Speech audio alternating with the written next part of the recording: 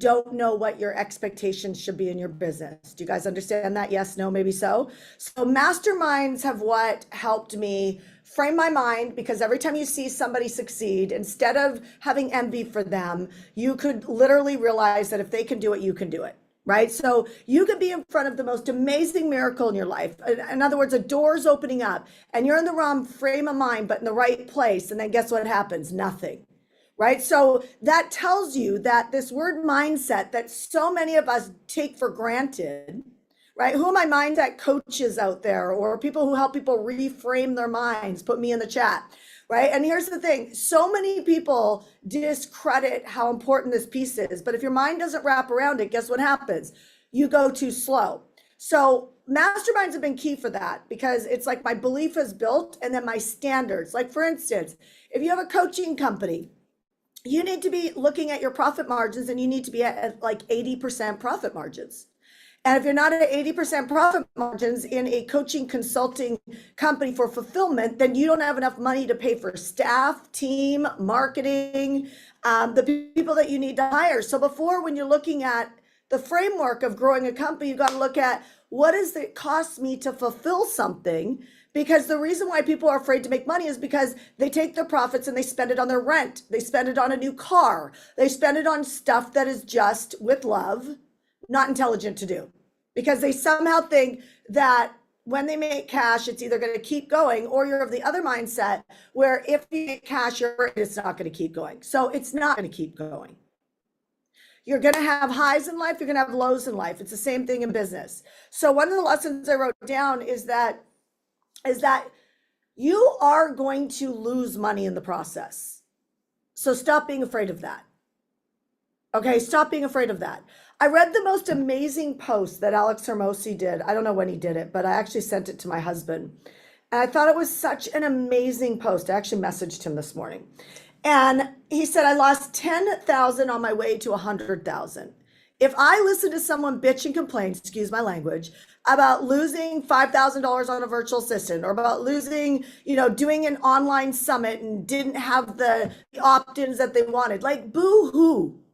Okay, like you didn't get the opt-ins you wanted because you didn't get the experts. You didn't run discipline in your day. So one of the things I just did with our core crew, it's the core crew that runs this company, my company, is I asked them, we have a Slack channel, I asked them all to have at least 1 hour or 2 hours of priority focus every day.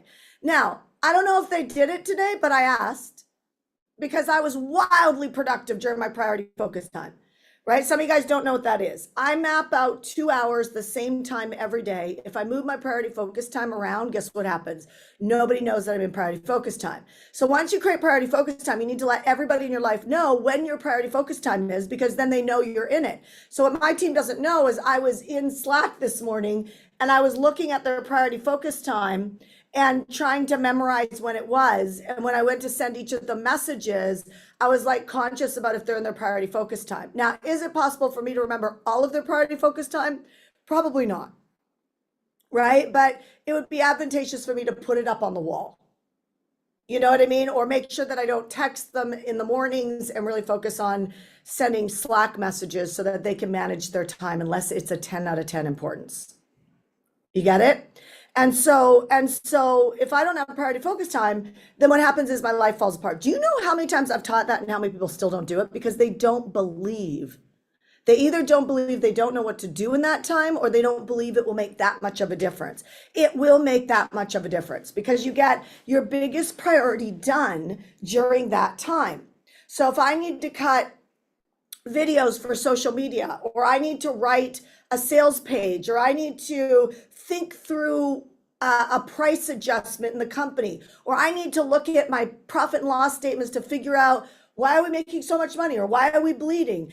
That's whatever is most important to you goes in that spot. Another way of saying that is, okay, is there something that's scaring the living daylights out of you, or is there something that's calling you forward that you're not making time for? That's priority focus time. Got it? So I'm going to move on, and I'm going to say, when you get scared because you lose money, you slow down. Unless you understand a quote like what Alex posted, which I thought was brilliant.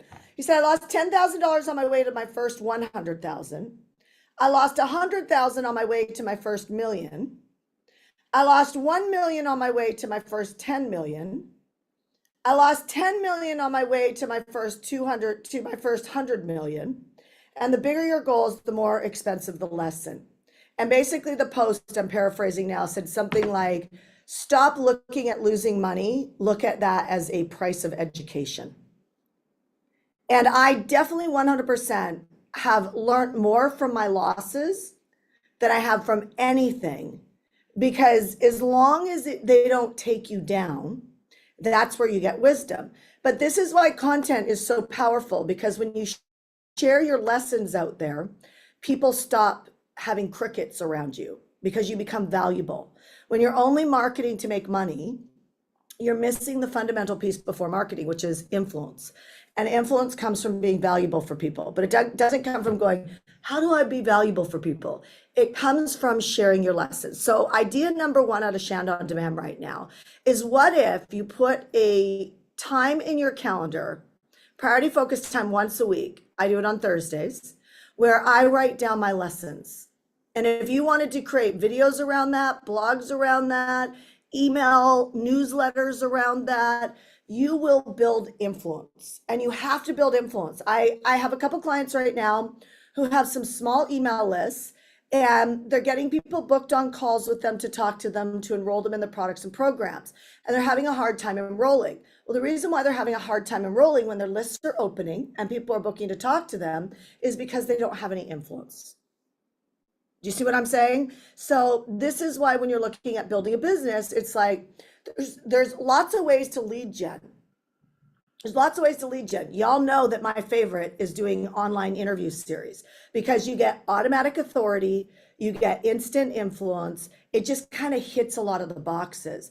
But then you have to go, what am I doing moving on from that? Well, you got to at least send one newsletter a week, at least one, that shares your lessons in life.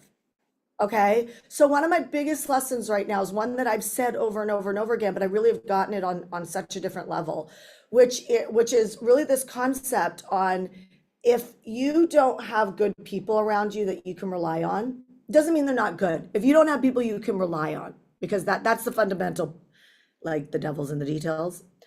I have never not had, in my entire career of running this company, I have only had 2 bad seeds in 17 years, and both those bad seeds were in the last 15 months. Just negative, lying, like just is what it is. You know what I mean? Like just is what it is. And I think that's a good judge of character. If it took me this long to be able to hit that.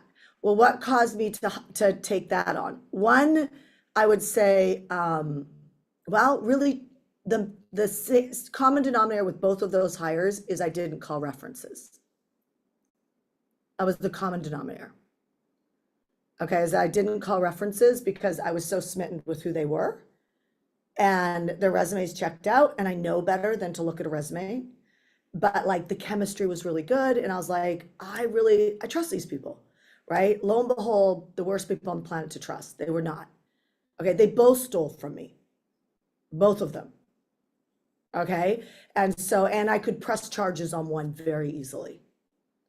Okay. But I had to ask myself, what do I want to attract into my life? Okay. And so I'm not into it for the fight. I'm into it for, I learned the lesson. It cost me X, and then I'm moving on. And I've never been stronger than I am right now. So what's your lesson? What's your lesson? Just think about that right now. Because if we don't do the work right here, what I've realized is workshops are amazing because people do the work and do the thinking. But like just watching videos online or just jumping on to Shand on Demand, like what's a big lesson? Just write one down real quick, or even go in the chat. What's a big lesson that you've really learned at this point in your industry, right? Like when it comes to your career, comes to what you're doing, what is one that you've really learned?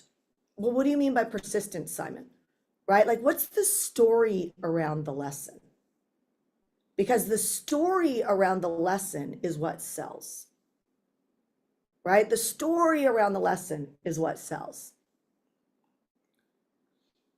And so if you think about the story around the lesson, that's where you start your content, is you take people right into the moment and you tell them, you bring them into that moment. Like I remember being at the beach club in Puerto Rico and getting a call, and the call came from somebody on our team saying, we're getting all of these messages from people in our community that this person has taken their money. And I'm like, what? What? Like total, like, really? And then my mind still went to, well, let's give this person the benefit of the doubt. Let me just call them. And I called them and I was straightforward and I was like, listen, if you're picking up pennies and missing the millions in this role with us, then that's up to you. But is this happening? And of course, they had justification for it. Okay, they had complete justification for it. And if you're not careful with a smooth talker, they always have a way of justifying the, oh, you know what, I actually own that. I'm sorry, I didn't know. And like, you know, in your gut, that was wrong and that you wouldn't have done that, right? Like, you know, but sometimes it's easier to just pretend like you don't know. So I could build out that story a lot bigger, but if I build out that story a lot bigger, some of you guys would know who it was, and I don't want to do that. That's not, I don't want that on myself. Does that make sense? And so that's ambiguous enough that some people don't know. And so I share this with you because these are huge lessons. I don't have the same lesson that Alex Hormozi has. I definitely lost 10,000 to my first 100,000. I definitely lost 100,000, probably not to my first million, but maybe my first 3 million. I lost, I probably lost about 10 million on my way to 100 million, right? And that's where I'm at right now in that jump. And so, and that lesson has made me such a great entrepreneur at this point, and you couldn't have talked that into me. Okay. My last company, I just focused on sales and marketing, and operations were handled for me. I had a great ops person behind me, and we scaled to over 100 million in 15 months. But I focused on marketing, and I focused on messaging, and I focused on one product that I sold over and over and over again. I never sold another product. I only sold that product and packaged and priced it different ways, but only sold that product, and did over $100 million in less than two years. So what's another lesson there? The more products you sell, the less the liftoff happens. Because even though it looks like you can handle it all together, if you look at 30 days in a month, it's like there's only 4 weeks. And for some of you guys, you take off weekends, or you take off Mondays, or you got a job, or you don't want to give up time with the kids or the spouse or whatever, right? And so that's a big deal. I sent a goal to my stepmom, messaged me today, and she said, how you doing? I said, I'm working harder than I've ever worked. And I'm really realizing that work is privilege. And she said, just make sure that you're enjoying your life in the process, because you can never get the time back. And I said, I'm going to enjoy the rest of my life after I hit this goal. Do you see what I'm saying? Like, people don't always understand. My stepmom was an air stewardess. She worked her entire life as a waitress in the air. And she's one of my biggest support people. She's the reason why I left Canada and moved to America. But I'm sharing really real lessons with you right now, because I could be defensive to her, or I could realize she loves me. But she's never had a calling to do what I'm doing. Never. She married very wealthy. He bought out her retirement, and she was scared to make that move, because what if the relationship doesn't work? But she made that jump, and she made that move, and he bought out her retirement. Okay, so I share this with you because we all got lessons. But judging other people's jumps or their ambition is really important. I have a rule with my husband. I do not tell my husband to get off the phone. I do not tell my husband to work less. I am 100% his queen and promote for him to go all in. Why? Because why wouldn't I do that? Do you think he would slow down if I put more pressure on him? No. So I just ask him for time when I need time, and I get that time. These are lessons that I've learned. When I battle my husband and try and get him to fit into my timelines when I feel like spending time with him, or when I feel lonely, or when I feel like I need my husband, if I nag him or try and control him on that, what happens is he slows down. Do I want my husband to slow down? No way. Because the more my husband runs, the more I have support. Does that make sense? Yes? The more I have diversification. So my stepmom's still messaging me, by the way. So apparently there's something in my response that she wants to keep going on. She's, I love you. I'm so proud of you. Your commitment to your clients is so incredible, and nothing ever goes unnoticed. I know the goal that you've had for a long time, and I support you. That's great. That's great. That has not always been the case. That's about learning how to communicate with the people that you love, that you've got to do this thing. See, some of you guys are in relationships, you want to invest in something right now, and the spouse or the business partner is saying, no, no, no, no, no, no. No, I know what that looks like, and money's tight, right? My husband this morning said, oh my gosh, you made all this cash last night in 24 hours on XRP in crypto. And he goes, you need to pile more money in that. And he goes, I wish I would have piled more money in that. I was like, well, you can. You could take money from some of your slush funds. You could sell your car in California. You could pull a line of equity off one of the houses. Like, you can totally, you have options. But here's what the message of my story is today. My lesson, and there's some level of this for you as well, is most of the time when you have desire to invest in something, you have to give up some level of comfort to get there. See, it's uncomfortable for my husband to take money out of a slush fund. It's uncomfortable for my husband to take money out of a house that's almost paid off, one of the houses almost paid off, right? It's hard for my husband to sell his car, right? Even though he drives it it's paid off. He has a Porsche paid off in California. And so, but it's got like no miles on it. It's a Porsche Cayenne. It's a beautiful car, but it just sits there. Do you know what I mean? Like, he's only there for a few weeks a year. He's not there very often. So he could go lease a Ferrari if he wanted to, or he probably wouldn't do a Ferrari, but he could go, lease the most amazing car for less than what it cost him for car insurance on that car. Do you know what I mean? And take whatever amount, I don't know, 80, 100, $120,000 that's in that car, and he could go invest that in crypto, XRP crypto. Why does he do it? There's a risk. So choosing comfort. And this is a conversation we're very much in right now, because he's got a big jump in a company, and you can't get to this desire without giving this up. Do you know what I did with my son this morning? I yanked him out of bed. I didn't yank him out of bed. I went in his room. I was like, good morning, Mom. He's 9 years old. He acts like he's a freaking teenager already. Mom, I just want to sleep. I'm like, rise and shine, baby. The electric drapes are going up. I should have brought music. I should have brought a boom box or something, and came in with a boom box. He's like, Mom, I was like, come on, we're going to stack our wins this morning. And he's like, Mom, I just want to sleep. I'm like, dude, you've slept for 9 hours. You're good. You're 9. Get up. And so he finally gets up, and here's how he gets up. He gets up asking me to stop because he's choosing comfort. And as his mom, I've already heard his desires. Zach is completely amazed by Elon Musk. He knows what he does. He knew when he became the richest man in the world.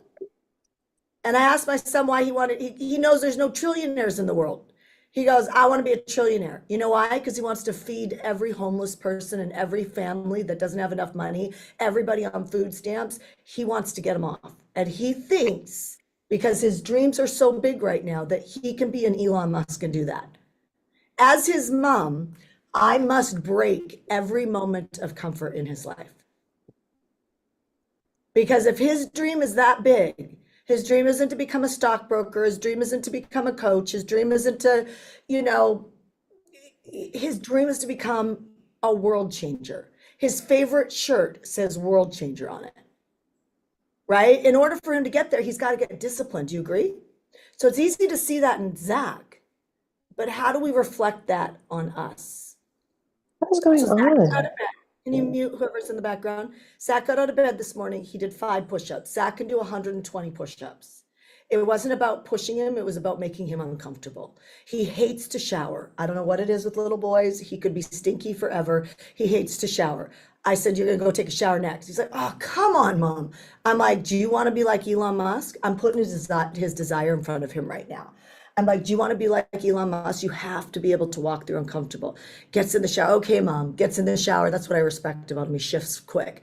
He gets in the shower. It's cold. He says to me, Mom, it's cold. I was like, okay, so what's the best opportunity with cold? It burns fat. Then I'm like, that's not my audience. He's 9. He doesn't care about burning fat, right?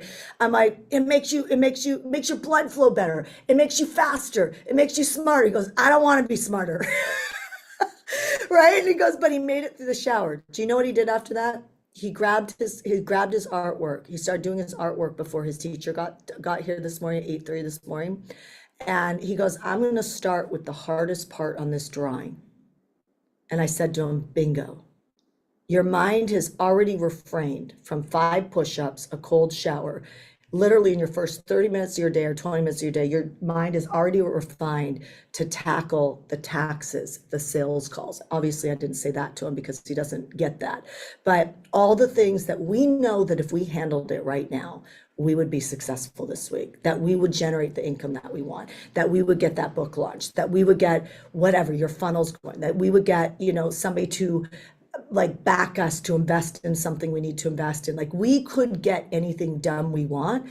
The thing is that we choose comfort. I'd rather not have that fight with that person. I'd rather not have that disappointing conversation. I'd rather not cause turmoil in the household. I'd rather not go work out because I can't get a full hour workout. Go for 30 minutes. You know what I mean? So what we do is we justify ourselves pulling back. So here's the final lesson I'm going to give you today. I'm going to ask you to do this work right now with me. Okay? So I'm going to ask you to do this work with me right now. So if we think discipline right now, which by the way is my word for 2025, it's discipline. My word with my husband is team. Okay? And so as his wife, I am biblical. I really believe that I was developed to be his helper. And when I'm operating like that, our relationship rocks. When I'm operating as an independent woman, it is a mess. Okay. And so I choose to be in team with him. So he came up with that word and I was like, I love it. Let's do it. So my personal word is discipline. My marriage word is team. And so here's the thing. Now I want you to ask yourself, what is the crazy goal for you? What is the crazy goal? Write it down. What is the crazy goal for you? Write it down or put it in the chat. It takes a lot of effort to put it in the chat because it's like people might think you're nuts and some of you guys haven't even said it out loud. What's the crazy goal right now for you? 30,000, 500,000 in a year. What else? What's the crazy goal? 3 million in 3 to 4 years. Okay, awesome. 5 million saved. Awesome. Double investment this year. What does that mean? Oh, double your investments this year. Okay, great. $100,000 a month retirement for my mom. Retire my mom. Awesome. I've done that. So that's that was a step I had once in my life too. $6 million tax bill. I love that. Although I will tell you that then I've got to connect you with some of my people so that you don't have to pay that $6 million tax bill, at least to a pension plan. $100,000 in my business this year. Debt-free and 50,000 in savings, end of 2025. Learn what Shanda talked about, investing and make a plan. Awesome. Okay, so crazy goals are life-changing goals. Okay, crazy goals are life-changing goals. I remember having a crazy goal of just making $10,000 a month, reoccurring, and I thought that was a lot because they're always based on your perception. Okay. And so crazy goals are life-changing goals. Then it was $100,000 a month on recurring. And then it went and it went and it went. Then it became, my heart shifted. It became what I was giving. Right now, I have a really big tithe goal. A really big tithe goal. It's huge. At least it's huge for me. And I tried to cut it in half, more than half. And literally, I saw a vision right in front of me. I was like, all right, you must be backing me on this. Let's do it. Right. And so then I step into it. I put those Post-it notes all around my house, the crazy goal. So everybody in my house knows I'm doing the crazy goal. My stepmom knows I'm doing the crazy goal. My mom knows I'm doing the crazy goal. What does that do? It puts me on the hook. It doesn't just make me responsible for it. I'm responsible for it to him, but it makes me accountable for it. There's a difference between responsible and accountable. Okay, accountable is like analytical. I'm accountable to completing these things. Responsible is I own every mistake. I own every good hire. I own every bad hire. I own every win. I own every loss. I own it all. I'm responsible to 100% of it, because pointing fingers and blaming and talking about the problem is the absolute opposite of creating a crazy goal. You got that? Yes? What'd you hear me just say? What'd you hear me just say? Right? What just landed for you? What'd you hear me just say? It's huge right now if you get this.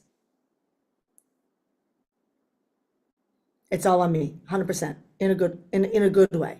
Because that means that you won't battle people or blame people. If you're hanging out with somebody talking about somebody behind their back, get the frick away from them, even if they're right. Because there's a lot of smart, right people who never hit their goals. Okay, so even if they're right, get away from them. Even if they make a lot of sense, get away from them. And if you're doing that, you need to understand there's a great scripture that says, no weapon formed against me shall prosper. When you speak negatively or about things that you're afraid of, you are giving that weapon ability to prosper. You get it? When you talk about your fears, when you talk about what's not working, when you talk about what you're afraid that is going to break, you are giving that weapon in the spiritual realm complete access to prosper in your life. You've got to get disciplined with your voice. You got to get disciplined with your words. Like, it's so critical. I can't even tell you. Brandon Dawson, who is not a friend of mine, but I love his wife. We banter back and forth here and there. If you don't know who he is, he really was a big tipping point in Grant Cardone's company. He came in and he completely partnered with him, and the company went, whew, right? He's a structure guy. Most people don't understand structure. I'm not going to get into this. Okay, so he's a structure guy. Long story short, Brandon will not have anybody around him. If he has one conversation with you, just one, and he hears you complaining, he 86s you. And the reason why he 86s you is he knows he's not strong enough to maintain his level of confidence if he hangs out with you. So you don't get a second shot. That's somebody who's crazy about hitting their crazy goals. That's discipline. So number two, know 100% that you have what it takes to hit it. This is not positive thinking. There's no way your crazy goal is not a goal that you don't have complete access to hit. I have never not hit a crazy goal. And so the only people who don't hit it, they're not abiding by the fact that their tongue is aligning with the weapon and letting it be formed against them in the spiritual realm. You get it? Yes? So whether you're into law of attraction, into the Bible, into peak performance, they're all saying the same thing. Okay, so you'll never hear somebody that's broken the $1 billion mark. And I know I'm using big numbers, but why not learn from the best? Right? Like, because you know that your crazy goal is not crazy for somebody else. There's somebody else that thinks your crazy goal is so easy they can hit it in a week. Like, from nothing. Like, take everything away and they can hit it in a week. Right? And so the truth is your crazy goal is not a crazy goal for somebody. And so when you get that, you understand 100% you have the ability to hit it. But your words must align with it, which means you have to be disciplined, which even when you don't believe it and you think it's a little woo-woo, it's not a little woo-woo, because even the people who don't believe in God still operate like that. Because the more successful the dude is or the dudette is on the golf course that's already exited companies multiple times, it's not about money for them anymore, they don't literally hang out with people who complain about their staff, their virtual assistants, their best friend, their spouses. They don't do it. And the reason why they don't do it is they already made this connection. The cost of you hanging out with me, if you're negative, is my crazy goal. Even if we're not talking about a crazy goal. Who's learning something right now? Yes, no, maybe. So who needs to do a course correction right now? So good. Third thing is, I am a huge component of this. Stack your wins. First thing in the morning. So I have a workshop I'm doing, List Power Intensive, Wednesday, Thursday, Friday. And I have a pocket coaching that either went or it's going on this topic right now. And the reason why is I want them stacking their wins before I even get to coach them on Wednesday. Because if they can start, and I'm literally saying in the pocket coaching, I'm like, if you're listening to this at 12 noon, 5 o'clock at night, whenever you're listening to it, just stack a win right now. Don't wait till tomorrow to stack a win right now. You know, my son could do 120 push-ups. 5 was not a stretch for him. It was just uncomfortable. So it stacks the win, right? Could you imagine what would happen if we took on our wins like that? What would happen? Okay, so we're all in this household. There is a very simple piece of paper for all of us on the wall upstairs in our bedroom. And we are just tracking our stacked wins first thing in the morning. Do you know what that does to a family? It doesn't have a family fighting. Why is a family fight? Off purpose. You're not irritated because somebody left the frickin' toaster out on the sink. You're irritated because you're off purpose. You're irritated because you haven't stacked a win yet. Your bandwidth is shot because you're not winning. People who are winning, they don't complain. They don't complain. And here's a great thing about winning. It's contagious. It starts going everywhere in your life. So if you can start stacking wins, even right after this SOD, this Shanda On Demand, I'm going to tell you, you're going to see a different end to your day. If you put up just a simple piece of paper on the wall and you literally write, stack my wins, and you do everything you resist immediately, whatever thought comes in your head, like you think about Zach doing 5 push-ups, you're like, I don't need to do 5 push-ups. Oh, you do 5 push-ups right there. In fact, do 6. You know what I mean? Like, just stack your wins, because guess who can't touch you at that point? Anybody. Nobody can stop you. Nobody can touch you. Nobody can delay you. You will change the ecosystem and the atmosphere of your mind. So remember this, and I'll end on this. You can be at the right place. You could have the right coach, the right business partner, the right person in your life, and you could destroy it by being in the wrong mindset. If you're finding you're irritated with people in your life, you're finding you're frustrated, you're in a state of overwhelm, just start stacking your wins and start right now. I'm going to end with this final quote. I just found out somebody that we know had $24 million stolen from them by somebody that they cared a lot about, somebody they trusted. This is not a story to get you to not trust. That would not be a good system in your life. Because when you don't trust, you don't risk. And there's no way you get anything big in life. No crazy goals come from a mindset of certainty. You have to step into uncertainty. You have to make that investment. You have to, you have to take that risk, whatever that is, because you can't win by trying to protect yourself. It's impossible. Nobody does. Nobody gets financially free by saving. They might take money off the top, but then they invest it. Nobody gets financially free by working their ass off. They make some money, they take it off the top, and they risk it, they invest it. And that's how you get financially free. When you are negative, it's very, very challenging to get financially free. So you can shift it today by stacking wins. My friend, well, more of an acquaintance, with $24 million was stolen from him. And he whittled into a really bad depression and shut down the company. And the company got shut down, and he went into a depression, and he was pulled over on the side of a street one day, and he, was tired of himself. It's not who God made him. I'm not supposed to live depressed. I'm not supposed to live without. And he understands his authority. And so he started to pray. And what he heard was to forgive the people. I have a second story of a friend who was dying of cancer, couldn't speak anymore, hadn't spoken for over a month, literally hadn't eaten for over a month. He was being fed through intravenous. He got sent home to pass away. And he got woken up in the middle of the night, and he was told to pray for other people. And he prayed for other people, and he was told to scream it out loud. He couldn't speak. That day, he started eating again. A couple days later, the tubes came out of him, and he healed of cancer. Okay? The guy who lost $24 million crawled out of his car crying the ugly cry, the messy cry, the disgusting cry. And on the sidewalk, on his hands and on his knees and his hands, as people were walking by, was disgustingly crying, not caring what anybody thought, forgiving the people who knew and the person who took the 24 million. Do you know, shortly after that, he filled a church to 7,000 people and has been going strong. So I share this with you today because I don't know what's hurt you. I don't know what risk or where you've lost money or what's happened, but I know you do. And if you're going to be bitter and you're going to be resentful, you don't get to own the crazy goal. And I'm 100% sure you 100% have the ability to hit it. There's no miracle that needs to pop into your life to hit it.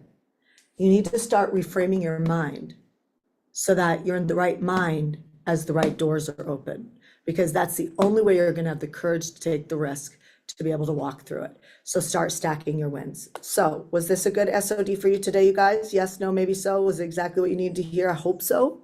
And I really hope that you actually take this Shanda on Demand and in the next 5 minutes stack a win. Wherever it is, I'm going into a meeting, I'm going into surgery, I'm going into whatever. What can you do to stack a win? Any win. Everybody could drop down and give themselves 5 push-ups, right? I can't do that because my wrist is broken. Okay, like try doing it on your elbows. Try doing it, like try doing a sit-up. Try, like, I don't know, like just stop stopping yourself and saying, I can't do it because I got a metal joint, or I can't do it. You know, it's like, listen, that's the same stuff that's stopping you from going after your crazy goal. You keep talking about what you can't do. Why don't you talk about, instead of what I can't do, well, what would be possible that I could do? That's it, you guys. This is Shanda on Demand. I'm going to see you next Tuesday. I hope that this was powerful for you, and I hope you start stacking wins right now. If you're meant to be live, I will see you in 20 minutes for our monthly call. Everybody else, that's, by the way, only for Meant to Be Live. But for everybody else, I'll see you next Tuesday. Have a great rest of your day. Let's unmute the lines and say goodbye. Let's unmute the lines and say Bye. Thank you. Unbelievable. Bye. Fabulous. I'm so happy to be Thank back you. with you. Bye. It's So much, changed my life Shanda. again, girlfriend. So Couldn't do it much. without What's you. on demand? Yeah. You rock. Thank you. Thank you. What's Shanda on demand? It's the month.